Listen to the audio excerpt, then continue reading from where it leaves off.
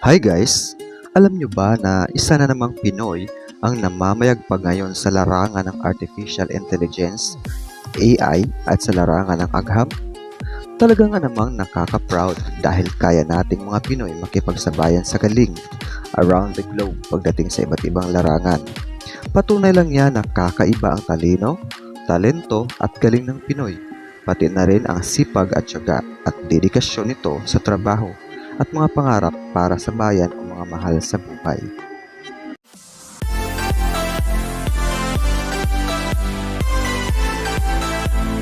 Namamayagpag ngayon ang isang Pinoy Artificial Intelligence or AI engineer and data scientist na si Rex Albert Villahermosa sa Young Southeast Asian Leaders Initiative Academy Public Policy Seminar, awarding ceremony sa Fulbright University, Vietnam. Kasama siya sa mga magagaling na delegado sa buong Southeast Asia upang matugunan ang global challenges. Paalala ito sa atin na hindi matatawaran ang galing ng mga Pinoy pagdating sa Philippines transition in AI at iba pang makabagong teknolohiya na handang i-adapt ng mga Pilipino. Sa tulong ng mga founder nito gaya ni Elon Musk, Mark Zuckerberg at Bill Gates na nakatuon ang atensyon sa Pilipinas upang mag-invest dito. With the collaboration of these powerful personalities from other country and our genius AI engineers and scientists, malaki ang chance ng pag-unlad ng Pilipinas at mamayang Pilipino. Kaya masasabi natin na hindi nasayang ang pag-travel ni President Bongbong Marcos sa iba't ibang bansa upang mangengganyo ng mga bigating tao upang mag-invest sa Pilipinas. Dahil kamakailan lamang ay nagbukas na ang Tesla car ni Elon Musk dito sa Pinas na ginanap sa BGC Taguig. Alam naman natin na sina Elon Musk, Mark Zuckerberg at Bill Gates ay nangunguna sa mga kilalang tao sa buong mundo na isulong ang artificial intelligence upang matugunan ang global challenges. Kung isa kayo sa nakakapanood at nakakaalam sa speech ni President Bongbong Marcos na sinasabi niyang tawagin natin lahat ng mga magagaling na engineers, scientists, at iba pang mga dalubhasang Pinoy sa larangan ng agham at teknolohiya at pauwiin sila sa Pilipinas upang mas mabilis ang pag-unlad ng Pinas. Isa lamang si AI engineer and data scientist Rex Albert Villahermosa sa tinutukoy ni President Bongbong Marcos.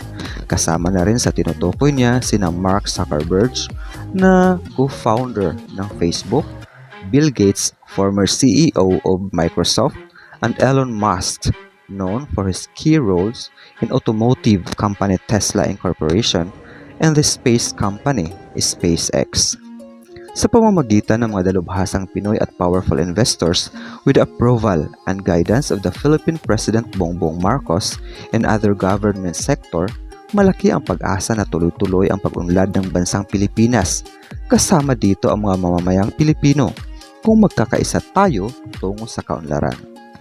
Sana magsilbing inspirasyon sa atin si AI engineer and data scientist Rex Albert Villahermosa na ang layunin ng kanyang tagumpay ay upang tugunan ang hamon hindi lamang sa bansa natin, kundi global challenges. Si engineer and scientist Rex Albert Villahermosa ay isang Pinoy na nakabase sa Europe. Napasama siya sa multinational group that bested other participants from across Southeast Asia during the high-profile policy conference focused on the theme, Shifting the Tech Value Chain in Southeast Asia. Ang pagiging bahagi niya sa winning team at pagtanggap ng parangal sa Young Southeast Asian Leaders Initiative Academy Public Policy Seminar na ginanap sa Fulbright University, Vietnam in Ho Chi Minh City, Vietnam ay isang hindi mahililimutang karanasan at hindi mapapantayang oportunidad para sa kanya na makasama at makahalubilo ang kapwa Southeast Asian innovators and policy makers on the complexities of the global chip ecosystem. Si AI engineer and data scientist Rex Albert Villahermosa, a 31-year-old, a native of Leyte Province.